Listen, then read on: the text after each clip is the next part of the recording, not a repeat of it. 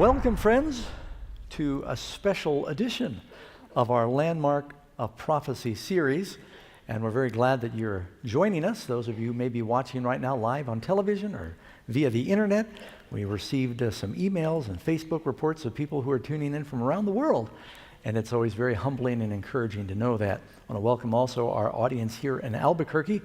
I sort of claim New Mexico as one of my homes because we lived here for a few years, still have family here.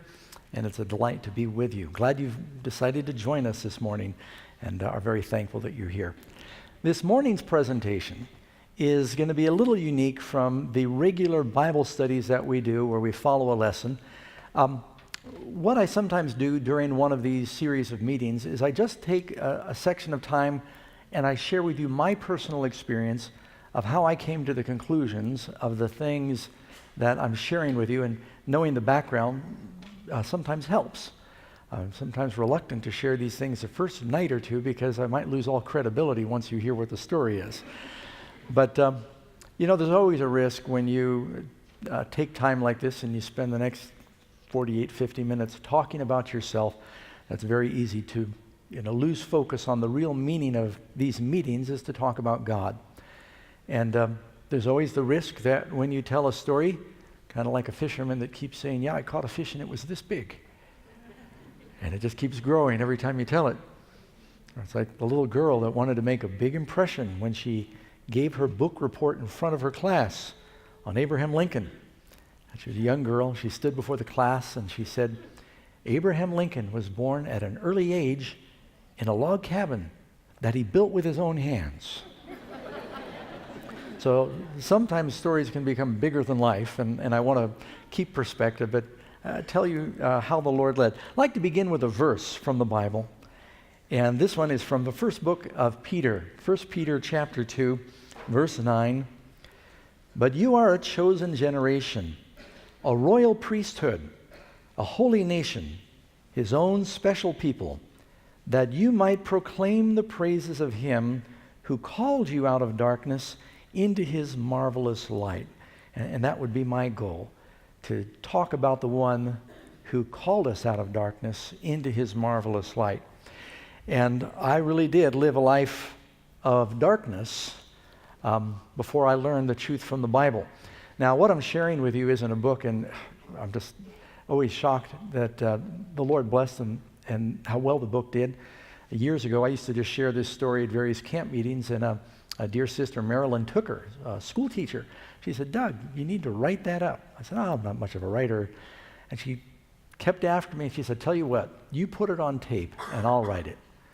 And so we did that, and I edited things along the way, and she wrote this book, and just it amazed us. The Lord has blessed. The book is still in bookstores today. It's in 10 different languages. And the only reason I share that with you is because that is a miracle of itself. Because she had never written a book, I had never written a book, and God has used it to bring so many people to the Lord. We just praise him for that. It's called The Richest Caveman. And the theme of what I'd like to share with you this morning is very simple. The world is looking for happiness, but most of the world is looking in the wrong places for happiness. People think that happiness comes from fame and fortune, from having enough friends or popularity, or from just materialism or physical satisfaction, and those things don't bring real lasting happiness. Now, I came from a very unusual set of parents, and I'll take a moment and share about that. You ever heard, that's my mom and dad, you ever heard the expression that opposites attract? It's strange that the irony of that, and somehow how people who are so opposite end up getting married. I don't know that it was ever more true than with my mother and my father. My mother was Jewish. My father came from a Baptist background. My mother was a Democrat. My father was a Republican. My mother was born in New York City, and my father was born in a small Oklahoma town. He was a country boy. I mean, they were about as opposite as you could be. And somehow they met in Southern California. They got married. It was the second marriage for both of them. And as a result, my brother and I ended up coming into the world. Just a little bit about Dad for a moment. He was born very poor in Oklahoma. His father died when he was 7 years old, leaving him with 3 younger brothers. Matter of fact, his mother was pregnant with the youngest when his father died. And that happened during the Depression in Oklahoma. Some of you have heard of a story called Grapes of Wrath, and you've heard about the Dust Bowl. I mean, he just lived through that whole thing of coming to California looking for work because there was such poverty during those times. So he made up his mind when he was a young boy, he was working from 7 years old, that he never wanted to be poor again. And he was a very driven man. He somehow got himself through high school and got some lower college experience, did flight training, was very intrigued with flying. Knew Amelia Earhart and Charles Lindbergh and some of those people. There's a lot of aviation happening in California back in those days, and Dad became a flight instructor. And then the war broke out, and he entered World War II, and in what we call now the Air Force. It was the Air Corps back then. He was there at D-Day in Europe. This is a picture of Dad in England during World War II.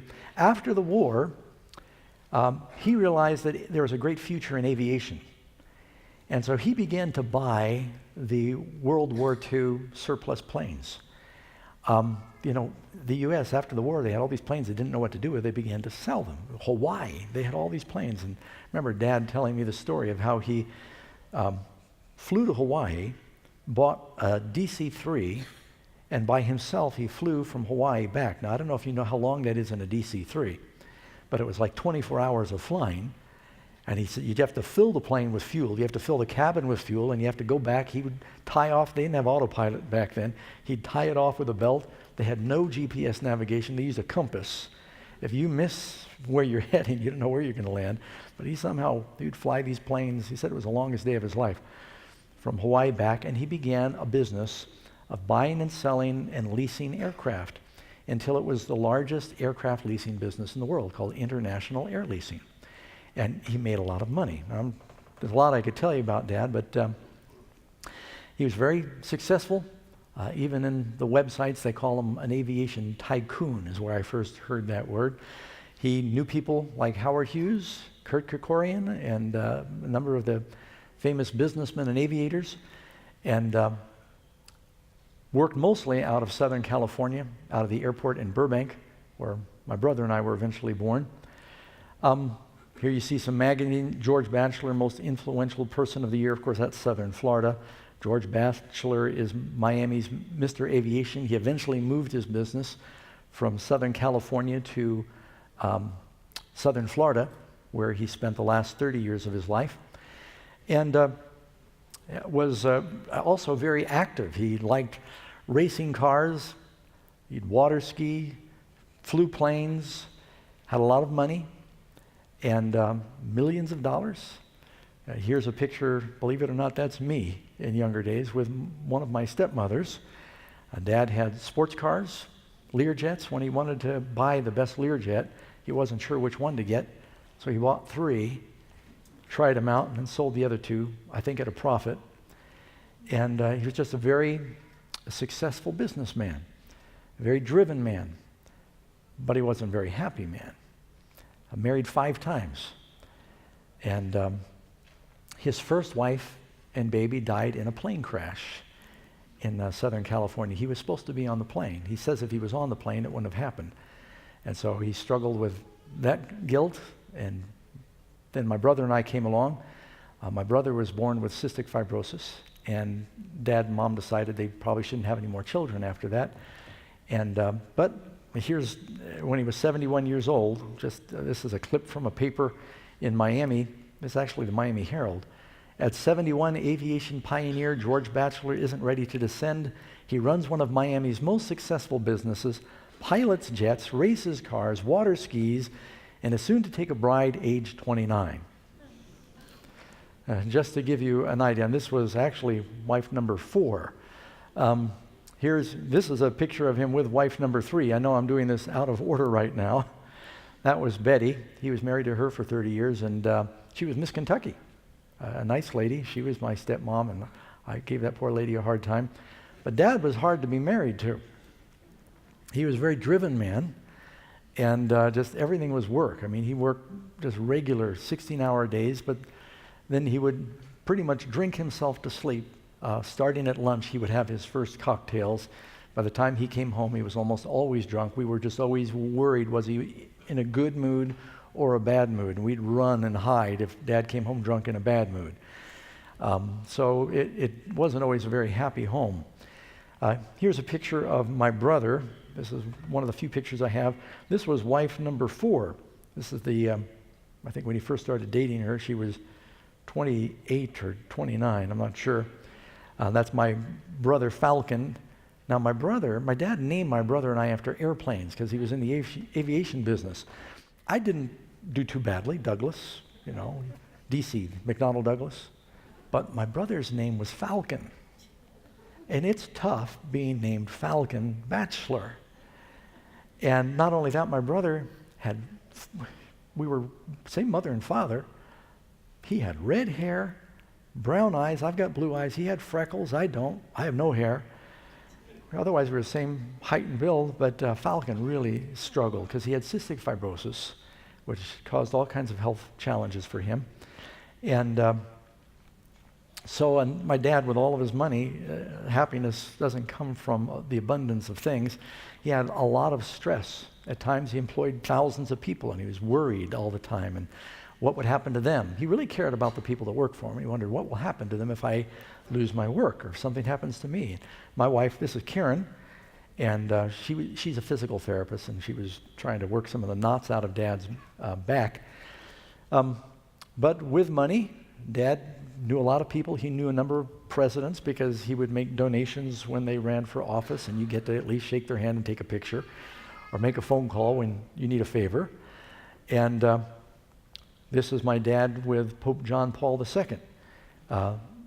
So happens wife number 4, who incidentally passed away a couple of months ago. Wife number 4 was Italian, and she worked something out, and I guess the Pope was having their Jubilee in 2000. Dad said he would pay for the aircraft or something, and so visiting the Pope, I think it only cost him $2 million, and you can get a picture with the Pope too. So I'm just telling you how things really work. And my father was so in awe, he told me, he kissed his ring. I said, Dad, I wasn't like him. I just so in awe when I met him, and he's there in the Vatican with all the pomp and ceremony. And you should have been there, speaking of pomp and ceremony, when my dad got married, to wife number 4. Mary Ann was her name. And my family was invited, and it was really strange because, now follow me. My wife, even though she looks much younger, my wife is only 6 years younger than me. I'm high mileage, so I look a little older. My father's wife was younger than my wife. But it gets better. Listen to this.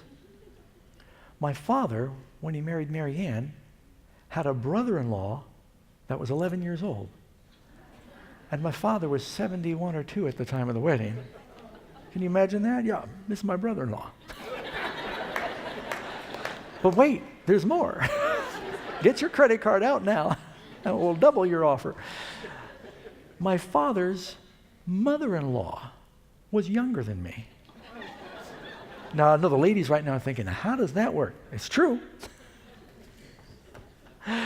It was really strange. We went to the wedding. It was in Miami Beach in the John Deering Museum Mansion. It's a very fancy place, and they had all these limousines were pulling in, and army of valet parkers and people going around with their trays of hors d'oeuvres and drinks, and it's just a very elegant, high-class wedding. Helicopters were flying over the news crew out in the bay just outside of the where the wedding was happening. There on the dock, my dad had his boat. He had a yacht. It was called the Bachelor Party, and the inside of the boat was also very pretty. I think I might have a picture of that somewhere else later. But someone made the mistake. They told our 13-year-old son at the time, his name was Daniel, they said, now Daniel, when you get out there to Florida and you go to this wedding, you make sure and climb up in Mary Ann's lap and say, Grandma, tell us about the good old days. So I said, don't tell him that. He didn't do that, but I think he did call her grandma. It didn't go over very well. But Jesus said, one's life does not consist in the abundance of things that he possesses. Money does not make a very good foundation for happiness. My dad had, and about the time he died, he had a mansion right on the water there in Miami Beach. It sold for millions. Rolls Royce. Stepmother had Ferraris. I mean, he had all the toys, airplanes, race cars, and he would drink himself to sleep every night. And so when I meet people that think, oh, if I could just make more money, I'd be happy, I thought, oh, you really think so? It doesn't work that way. Jesus said, do not lay up for yourself treasures on earth where thieves break through and steal, and moth and rust does corrupt, because these things just don't last. They don't bring happiness.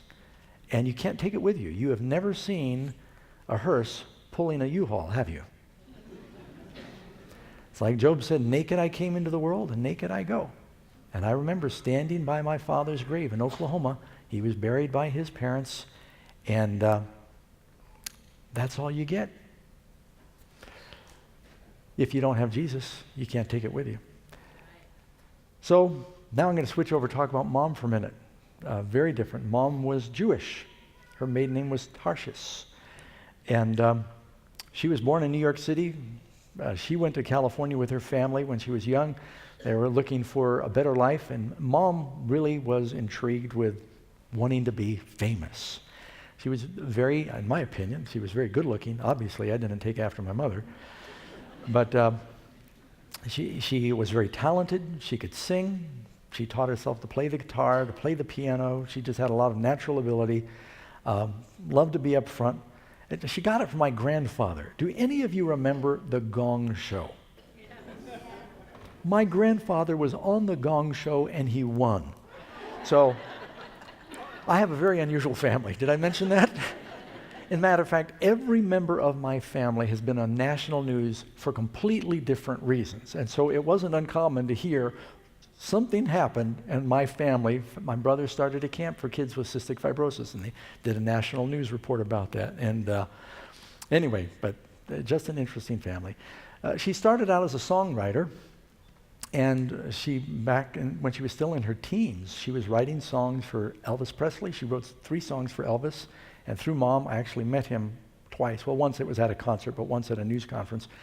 And Frank Sinatra, you know, as I share my testimony, I realize the younger crowd doesn't even know who I'm talking about anymore. Frankie Avalon. Anyone remember Andy Williams? He passed away a couple of years ago, and one of the news pictures they showed of Andy Williams, he was on the stage singing a song that Mom wrote, and he allowed Mom to dance, and I captured that picture off the internet. And it was a song called Pardon Me, Haven't We Met? And so she was involved in Hollywood. A lot of it was songwriting. But then beyond that, Mom, she really became famous. She was an actress. Any of you ever see the 10 Commandments? Yes. Whenever we watched it with our kids, we'd say, there's Mom. She had a little part as a slave, and she goes by. You can't see her, but... So she had small parts in some big movies with Charlton Heston and Yul Brynner, because she actually did 2 movies with them. But most of it was as a film critic. She wrote plays that were on off-Broadway plays, actually. And she became very successful. She actually was the president of the Los Angeles Film Critics. That's a very powerful position, because when you're in that position and you give a good rating to a movie, some of you have heard of Good Morning America. Mom was the film critic on Good Morning America that gave the report. She replaced Rona Barrett. And had a syndicated program called Ruth Batchelor's Hollywood years ago. So now I'm going back several years ago. But during that era, it was a very powerful position. If a critic said a movie was bad, they lost a lot of money. If it was good, they could make a lot of money. And so she knew a lot of powerful people and movie stars in Hollywood. Now, when I tell this story, in the past, people have said, oh, come on, Doug, you're making these things up. And so I said, well, let me get some pictures. So here's some pictures of Mom with some of the different celebrities. This is Mom and Dustin Hoffman. I have a lot of pictures, but I'm just taking some that you may still recognize. These are younger versions of Mom with Sylvester Stallone, Muhammad Ali. Anyone remember George Burns? Paul McCartney. Here's Mom with Warren Beatty, Jimmy Stewart, Bob Hope, Natalie Wood. Some people thought they even looked a little alike. Here she is with Sally Fields, who's still acting today, Clint Eastwood, still producing, Paul Newman, Roger Moore, one of the James Bonds. So she knew these people. And when we were growing up, my brother and I, we didn't realize, how famous some of these folks were, but famous composers and singers and actors were coming to and fro in our home, both in L.A., she lived in Beverly Hills, and in New York City. And but one thing I noticed is they weren't very happy. We had some friends who were child actors that committed suicide. Healthy, talented, smart, good-looking, and they were so empty. They were in national programs, and they killed themselves. I have one friend, he locked himself in the garage, turned on the car, and just asphyxiated himself because he was so unhappy. A lot of people in Hollywood, they have drug problems. Do I need to tell you their marriages don't last as long as the average person? And so people think, if I could just have money, if I could just have fame. My brother and I saw growing up, these people weren't very happy. And so I was wondering, where does happiness come from? Years later, when Mom passed away, she was actually my age. She was 57, died of cancer. A young lady, Karen and I were in Russia. We had to make an emergency trip home. Nobody called. None of the people in Hollywood who called. It was just my wife and I and my grandparents that were there. And she basically died alone with very little fanfare, a little obituary. It said, Ruth Batchelor passed away. So it's all an illusion. It doesn't really mean anything. Movies and television, it just creates an illusion because you multiply an image. But they're just normal people, and they struggle. Now, I grew up mostly in New York City. I'm born in Southern California, in Burbank. I grew up. Mom moved to New York City after she divorced Dad. People were amazed the marriage lasted 6 years. I was 3 years old when they divorced. Bounced around between my grandparents, my father, and my mother. They didn't know what to do with us because Dad was so driven, Mom was so driven that they'd send us to summer camp. Ever since we were very young, any type of boarding camp or something to get us out of the home, they sent us away because they were so busy with their careers that we just kind of felt like we were in the way. And that's actually my brother and I in a couple of summer camps we went to. The gentleman in the picture is one of Mom's boyfriends. She actually went with that fella. He was the president of Mainstream Records. Robert Shadd went with him for about 20 years. Never did marry him. First military school I went to, I was 5 years old. In Southern California, called Black Fox, spelled F-O-X-E, Military Academy. Some of you have maybe heard of Gene Wilder, Larry Hagman. They both went to Black Fox. The second military school I went to was New York Military Academy, and that's what this is a picture of, sometimes known as NEMA. And Donald Trump graduated there. Matter of fact, he graduated just about the time I was going. He's a little older than I am. And it was the strictest school in North America. They had a rule for everything. But believe it or not, I was actually happier at that school than I was at some of the other schools. I'm here with one of my friends. The fellow standing next to me in that little picture, I hadn't seen him. I'll just tell you his name is Bobby. I won't tell you any more than that. I hadn't seen him in 40 years. He saw one of our television programs and he called the office, said, "Tell Dougie to give me a call. Tell him it's Bobby." And sure enough, I called. We got together in Florida, and boy, he lived a very interesting life. He was with Ronald Reagan when he was shot. He went to military school and just ended up having a very interesting career. But I went to 14 different schools between living in Miami, California, went to school in Maine, New York City. Part of the reason is because Mom and Dad were changing custody. Part of the reason is because I was getting in trouble and they kept changing me from school to school. And I went to public school, public schools, Catholic schools, Jewish schools, military schools.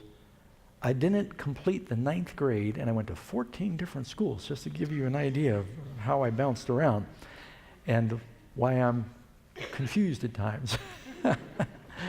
And it didn't help that Mom and Dad they both had problems. Dad had a drinking problem. Mom used drugs. And I remember one day when I was 13 years old that Mom said, well, eventually, Doug, I know that you're going to try these things. I just assume you did it at home. And so she rolled a joint and she smoked pot with me. And it became a more common occurrence Mom was so bold about it, she actually took a picture of it once. Very common occurrence in our home, 2-3 times a week. Mom and I would smoke pot or hashish, eat ice cream. And she said, I just want you to do it at home. Well, it didn't stay at home. And so I started getting into all kinds of trouble. And I kind of bounced around from one thing to another. I ran away from home the first time when I was 13. I was just looking for purpose. I used to think about suicide all the time because many of the public schools we went to, they said there's no God. And when you die, you just turn back into fertilizer. There's no purpose. And I remember distinctly when I was living in New York City, I went to the edge of one of these tall apartment buildings. We lived in a building that was 20 floors up. And get out on the roof. And I stood and I looked and I thought, all I have to do is jump and I won't be unhappy anymore.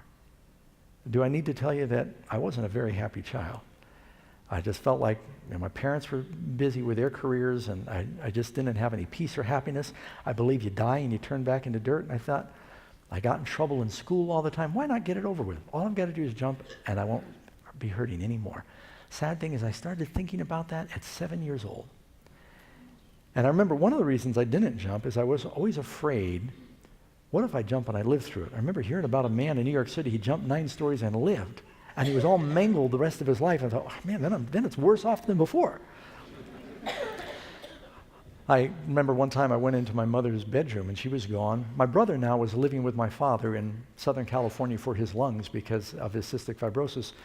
I went to Mom's medicine cabinet and I thought, I knew Mom takes sleeping pills. I'm just going to take some pills and go to sleep. And one reason I was trying to do that, I know this sounds crazy, but I thought, I want to get my parents' attention.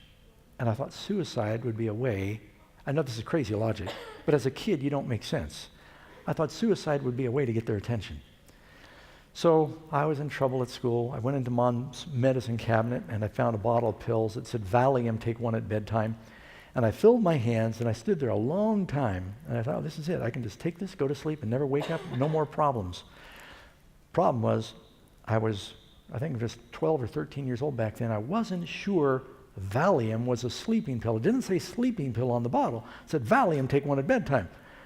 Valium. So what if Valium is some pill for ladies or something like that? And who knows what might happen? I said, I could be really bad off if I take a handful of these. And so I remember I came so close that day to killing myself, but God just kept holding it back.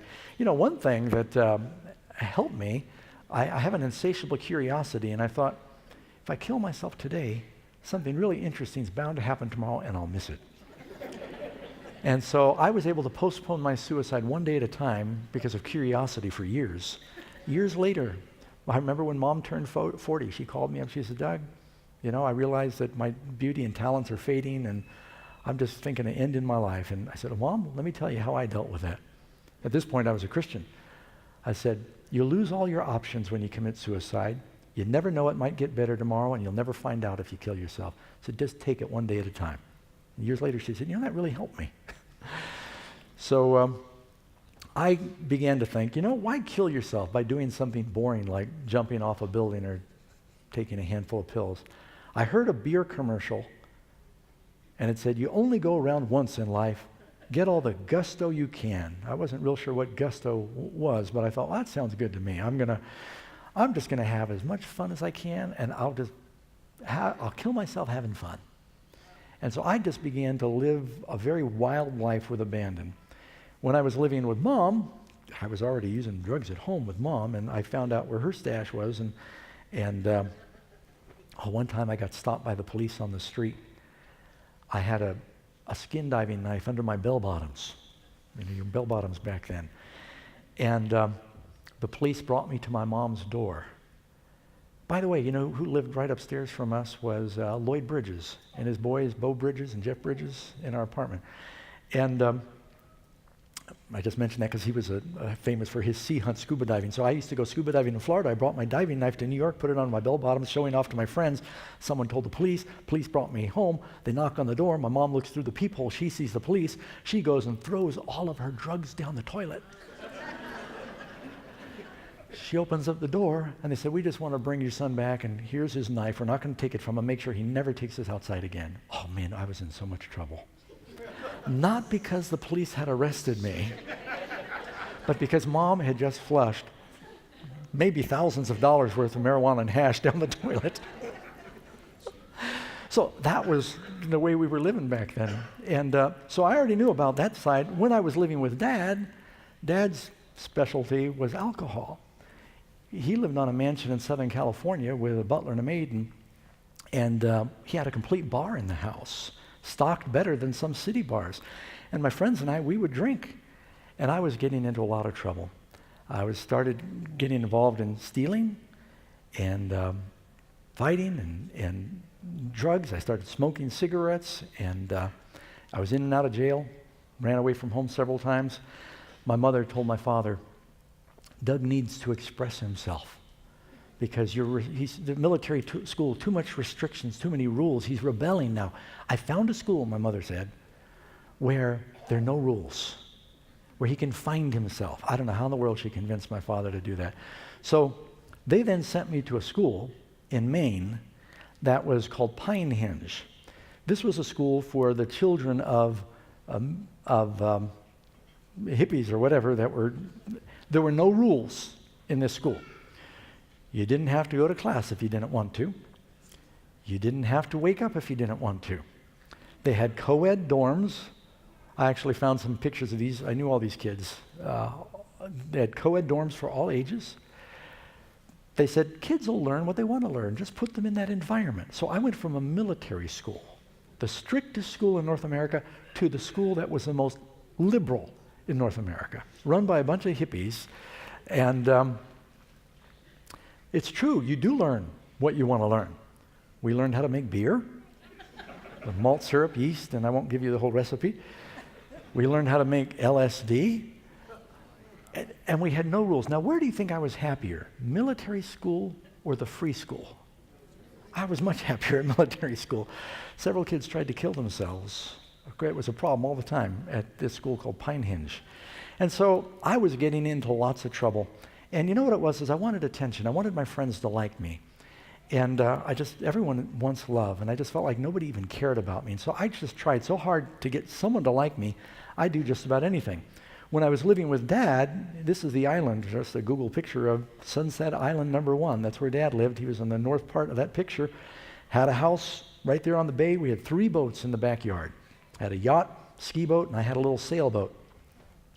And the friends that I grew up with on the island, you've heard of Firestone Tires? I used to date Amy Firestone. Karen's prettier. You've heard of Hoover vacuum cleaners. Sandy Hoover was a kid that we used to play with on the island. And just so these were the kids, and a number of others I could name. We got bored in the summertime, and we would go break into the homes of the other millionaires. We'd just sit around. We'd say, what do you want to do? I don't want to do it. Let's go break into this home. And so we'd go, and we'd dare each other. Just, kids have nothing to do. And so we'd go break into a home. Didn't matter what we stole. Just steal something to show you were in there. We stole a tennis racket. I mean, it's just anything. And then they started daring me. They said, I dare you to break in while the people are still walking around. You could see the lights on. Because we knew the doors were open because the island had a security guard, so people were very relaxed. And so we'd break in and we'd steal something. And I would do just about anything my friends did. It was really interesting in that particular story. The security guards started trying to figure out how these thieves were getting on the island, because there was a gate. There was only one bridge to get on the island. It was guarded with a security guard. He stopped everybody that went on the island. And there's this rash of burglaries on the island. And we would sit there and we'd laugh as we saw these police boats patrolling the island, trying to figure out how the thieves were getting on the island. And it was the kids of the millionaires breaking into each other's homes. So what do you want to do? Let's break into your home. We broke into my home last week. It was really dumb. They would dare me to jump off the bridge into the water, and I would do it, just to try and get their attention. Well, things continued to progressively get worse. With the drugs, the stealing, I began to break into other homes and stealing cars and run-ins with the police. I took traffic school several times before I even had a license because of the problems I got in. But something interesting happened. I finally left home when I was 15, and I told Dad, my stepmother said, either he goes or I go, and I don't blame her. I was really a problem. Dad moved me into one of his hotels. He said, you got to live here. And that didn't work very long, and finally I said, look, Dad, I'm going to go. And he said, I don't know what else to do with you. I've tried everything. And I said, I'm just going to have to go figure it out by myself. And I left. And I took off hitchhiking, 15 years old. I went up to Boston. And I had been arrested several times, and Dad had to get me out of jail, so he just said, I don't know what to do. So I went to Boston. I had forged my driver's license. I was born in 1957. I changed my learner's permit to 52. I got a false ID that said I was older than I was. And so I got an apartment in Boston, and I started breaking into homes and stealing cars, using drugs. I had a part-time job as a security guard, believe it or not. I did. A place called Boston Intelligence. And so I'd guard places at night, and then I'd steal during the day, because it just looks like you're moving. And while I was living like this in Boston, getting into lots of trouble, I met a friend who was very religious, and he was a security guard. And he found out about what I was doing during the day. And I said, Jerry, you going to turn me in? He said, oh, no, Doug, I don't need to turn you in. He said, your karma's going to get you. So what do you mean? He said, everything you do comes back. I said, there's no God. I was pretty much an atheist, And my mom, Jewish background, but you can be Jewish and be an atheist. She was very passionate about her Jewish heritage, but she didn't practice the religion at all. And my father, even though he was raised Baptist, he was pretty much an agnostic. And so I said, there's no God. I stole that television. I got rid of it. Nothing happened to me. He said, you'll see. And not long after he told me that, I woke up in my apartment in Boston, and the door was open. And I got my scruples together, and I looked around. My TV was gone. And my radio. And I was mad. I called the police. I said, you got to track these guys down. There's thieves. So I pay taxes for you guys to do your job. And I was very indignant. And I started watching. I noticed that everything I did seemed to backfire. I'd steal something, and my friends were all thieves. They'd steal it from me. Or I would steal something, and I was often high or drunk, and I'd hide it, and I'd sober up and say, oh, where did I put that? Or I'd misplace the money. Or I'd steal something, and I remember once I just risked my life. I stole this stereo. I got back, I plugged it in. It was broken. It didn't even work. And I started thinking, there must be a God. Jesus said, do unto others as you would have them do unto you. And it seemed like everything he did, it was backfiring on me. What convinced me finally was a little thing. I went to someone's house. I didn't quit stealing immediately. I kind of tapered off. I went to someone's house and I stole a box of Krusty's Instant Pancake Mix. And I know this sounds really dumb, but I did it because it was whole wheat pancake mix. Now, you got to just think about how dumb this is. I am drinking, I'm smoking, I'm using drugs, but I was a hippie, and I thought, I'd just use whole wheat pancake mix. They had this brand new box of Krusty's Instant Pancake Mix, and this is back before they had the barcodes, and they had the little round stamp on top. They'd stamp the top with the price, a little circle, $1.19. I stole it. That day, I went back to my house, and some friends had come by while I wasn't home. I had just bought a brand new jar of Tang instant breakfast drink. Anyone remember that? My friends drank the entire jar, and there by the empty jar was the lid, and the lid was stamped $1.19. And I looked at the pancake mix, and I looked at the lid, and I thought, crime doesn't pay. I started thinking, there must be a God. So I began to search. And I thought, well, I need to find out what the purpose is. And so I began to go through all these different religions. I became suddenly very interested in religion. I didn't think about Christianity because I said, oh, they're all hypocrites. You turn on the news, and it talked about the Protestants in Ireland blowing up the Catholics and vice versa. And I said, Christians are all hypocrites. I'd turn on the news and the TV and I'd watch these televangelists. To me, they were the lowest forms of life. Doesn't God have a cruel sense of humor? No, I am one. All these shysters, these hypocrites. You know, the big problem, a lot of people turn away from Christianity because they think Christianity means following Christians. A Christian is not a follower of Christians. A Christian is a follower of Christ.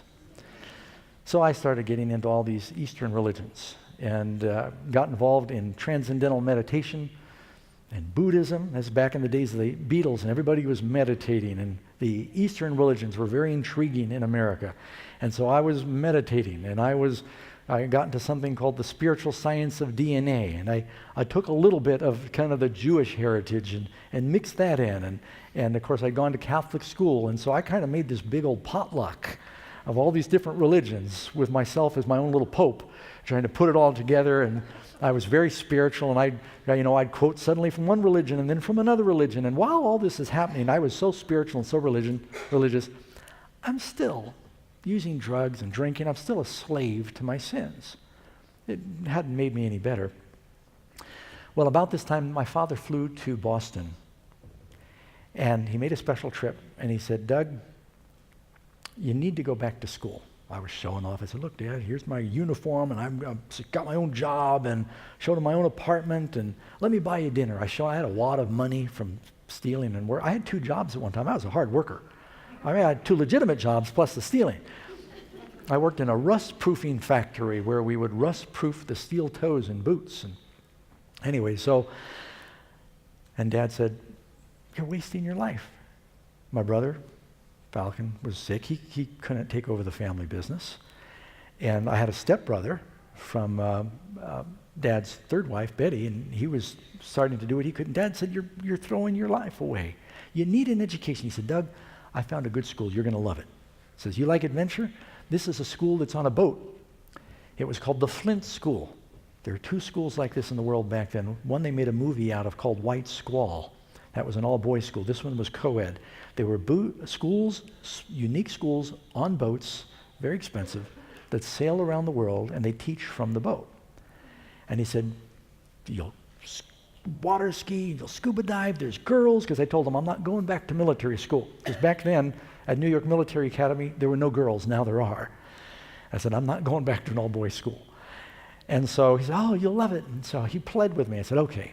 Somehow he got me a passport, flew me to Milan, Italy, put me on this boat with the school. It was actually 2 sailboats that sailed together. It was called the Flint School.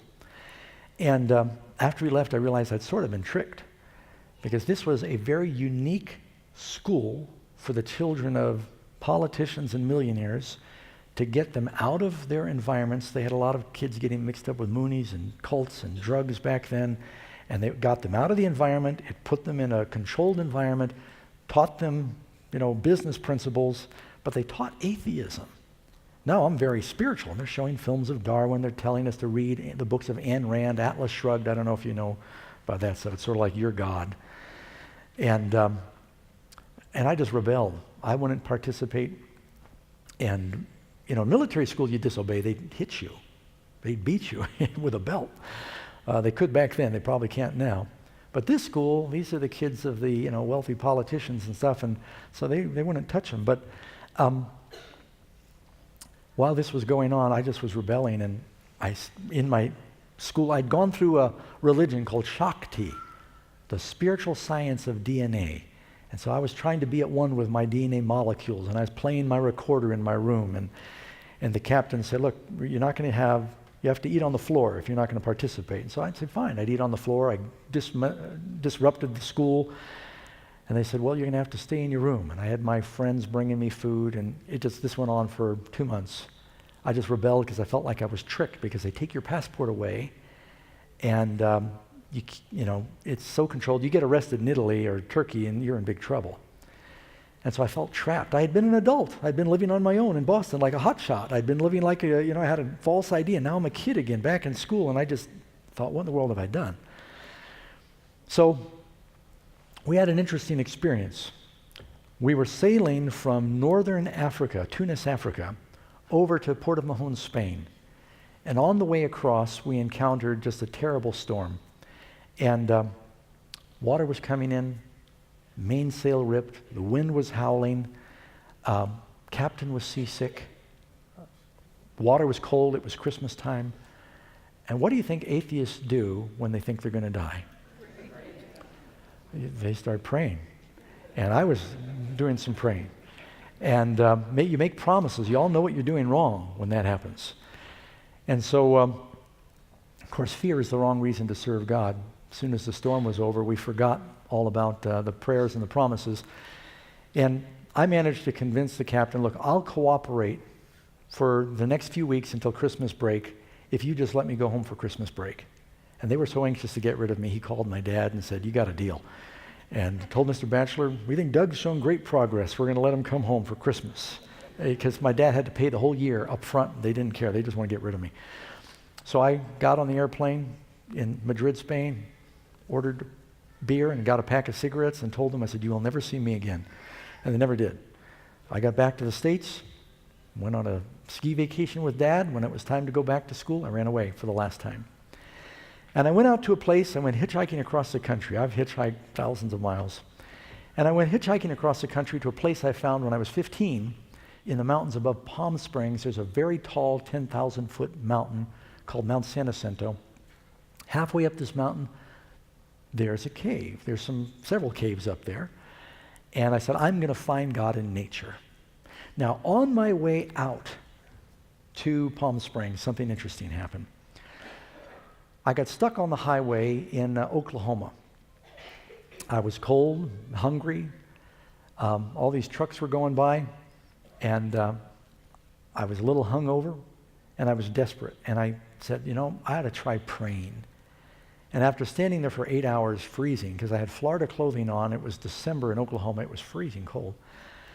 I prayed and I said, Lord, I know I've been a terrible person. If you're there, will you please help me? And I need help with 4 things. I said, please help me to get a ride to where I'm going. I had like 1,500 miles to go. I said, please help me get some food. I was hungry. Help me get some money. Lost all my money drinking and playing pool the night before. And then I prayed for a ride with someone normal, because I was getting picked up by some very strange characters. As soon as I finished praying, the next vehicle going by stopped, picked me up, took me all the way to my destination in Palm Springs, and preached to me all the way out there, which I didn't ask for. They gave me $40 when they dropped me off. They bought my food all the way out. Everything I prayed for, God gave me. And I thought, what a coincidence. But I had to listen to him or jump out of the car. So I listened to him and I thought, Bible's fairy tale. Now I'm going to find God through nature. So I moved up into this cave way up in these desert mountains. This is a picture of Palm Springs back then, halfway up to where I lived, just to let you know. And this is the mountain. It's one of the tallest mountains in Southern California. It's 11,000 feet high. And I don't know how high Sandia Peak is here. 10,000, just to give you perspective. And Palm Springs is sea level, so it seems really high. And halfway up, just at the bottom of that hill, in the bottom of the picture, there's a cave right by a creek.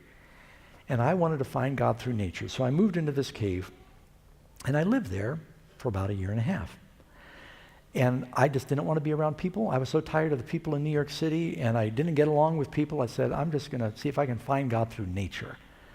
I took off all my clothes, which wasn't that uncommon back then, believe it or not. I wasn't the only one. And I would hike down to town once or twice a week and panhandle. I put my clothes on. I forgot once, which is another story I don't have time for. I'd take my food, go back home, or I would dig around in the dumpster behind the market. When my grandparents found out that I was digging in the dumpster for food, they told my father. How do you think my father felt? He worked so hard so that his kids would never suffer like he did when he was young. And they said, Dougie's getting food out of the garbage can, because I was too proud to ask for anything. And, God has paid a great price that we don't have to go to the garbage can of the world. He gave his son. But instead of going to Jesus for happiness, we think we're going to get it from the devil's dumpster. And it breaks his heart. God has paid so much and done so much so we can have real happiness, and yet we keep going back to the wrong place. Well, the miracle is when I moved into this cave, there was a Bible that someone had left in the cave up there in the hills. And I started reading the Bible. Someone asked me, was it a Gideon Bible? Did the Gideons put it up there? You know, they do all the hotel rooms and then they do the caves, I guess, they thought. And no, it was some King James Version. And I finally started reading the Bible so I could argue with Christians. And, I said, this can't be true. But as I kept reading, I realized it is true. And I thought, what have I got to lose? I read in the encyclopedia, it says Jesus really lived. And I thought either Jesus was crazy, or he was a liar, or he's the Lord. I think C.S. Lewis said he's either lunatic, liar, or Lord. Those are your only choices when you come to Jesus. He really lived. We know what he taught. He was either a great deceiver, and I couldn't accept that, or he was insane. I was amazed when I was reading the Bible how often I would read things in the Bible and go, oh, handwriting on the wall. That's where that comes from, the Bible. Turning the other cheek. Oh, Jesus said that. Don't throw the first stone. Oh, I had no idea. Jesus said, I'd heard these things all my life. I had no idea they came from the Bible. I finally said, he didn't lie. He wasn't crazy. Maybe God did become a man to save us, and that there's a purpose for our lives. So up there in the cave, I finally decided, I've tried everything else. I got on my knees. I said, Lord, I'm a mess. Will you come into my heart and give me some purpose for living? And I was as far away from God as a person can be. I'm running around naked up in the mountains. I'm eating out of garbage cans, using drugs, smoking, lying, stealing. I was a big zero. And I said, Lord, will you give me some purpose for living? And I felt him forgive my sins. He came into my heart, and everything began to change. Not all at once, but things began to happen. One quick story before we run out of time. I was so excited about the gospel and the changes God was making in my life. I said, Lord, I'm willing to tell people, but I'm a hermit. I don't know how that's going to happen. But I feel like you're wanting me to teach and preach others about you, because I was so excited. I said, you're going to have to let me know. Not long after I prayed that prayer, I called my mom in Beverly Hills. She said, Doug, you're never going to believe this, but I had lunch with someone from NBC. They want to fly up to your cave in a helicopter and interview you. Right after I prayed and said, Lord, if you want me to witness for you, you let me know. This is a picture of my mom at my cave. She flew up in a helicopter. They did a national interview. It was all over the country that day. My friends in jail said they saw it 3 times in one day. And so from that time to this, God just opened doors for me to be sharing with other people. He has a plan for your life. This is a picture of, I've been back to the cave several times over the years. This is our son Micah. When he was like 7 years old, he hiked up there with me. So this is the waterfall in the pool right outside my cave. Went back up with the whole crew. That's Karen in the middle with Stephen.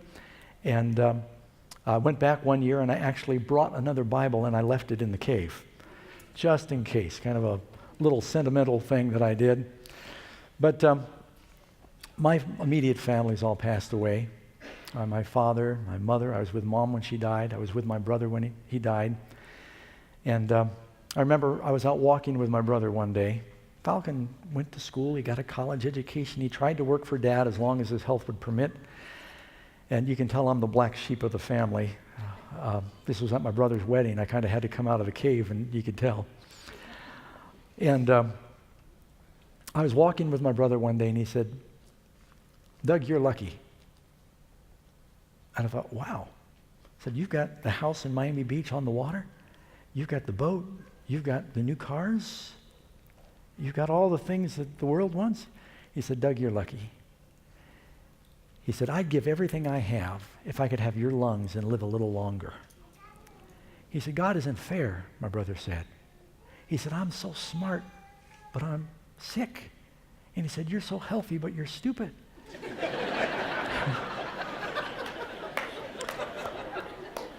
And, my brother, he basically said, I know I'm dying. I would give everything if I could live a little longer. I wouldn't care about any of the stuff, any of the fame, if I could just live a little longer. And I never forgot when he and I had that conversation. I was at his side holding his hand, prayed with him when he died. And I said, Falcon, do you want me to pray with you? He used to tease me when I prayed. Oh, yeah, so you're going to pray over the food. Go ahead. Rub-a-dub-dub, thanks for the grub. He used to tease us. But you know, when he was dying, I said, Falcon, do you want me to pray? He said, yes, please. And what profit is it if you gain the whole world? If you're famous, if you got fortune, if you don't have life, you don't have anything. My brother would give everything for a little more of this life, and yet sometimes we're reluctant to let go and let Jesus take our lives and have eternal life. He wants to give you that life, but you have to ask him. He has a plan for you. He wants to mobilize. And I'd like to pray with you before we close. John, maybe you could come sing for us. And Kelly, thank you. And invite you, if you've not done this before, those of you who are watching, if you've not made the decision yet to ask Jesus to take your life, then I'd like to pray with you right now that you'd make that decision. And we'll go off the air with John singing. Father in heaven, I pray that each person here will make this decision to surrender their lives to Jesus, come just as they are, and say, Lord, activate your plan for our lives. Give us the true peace and happiness that doesn't come from fame and fortune, but it comes from knowing you. We pray in Christ's name. Amen. John. Take my life and